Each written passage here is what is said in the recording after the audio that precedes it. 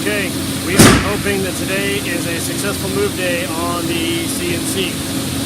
We are clearing out our giant trash heaps over here. Vance is cutting away, getting our trash out. And our tool tech should be here momentarily to move the CNC, we hope. I'll start time lapse and string it all together. So now is when we have to start breaking down all the equipment as far as hoses, cords, wires, electrical items, and dust collection. What a mess to keep track of.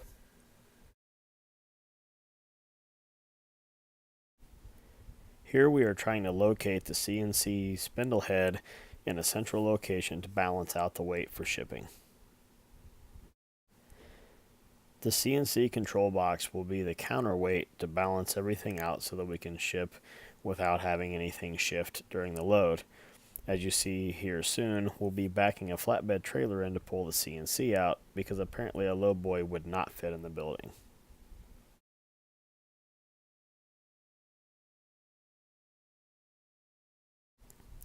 Fortunately, our CNC tech was able to bring his rather large forklift in to help us move the CNC.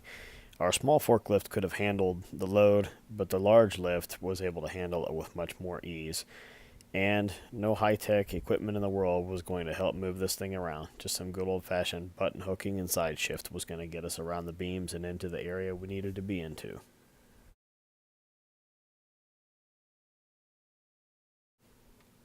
A few more tight turns and a few measurements made to ensure that our door would clear for fire codes and exit.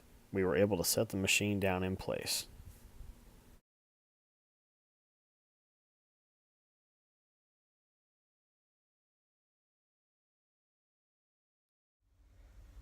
Okay, day one of the CNC move was eventually successful.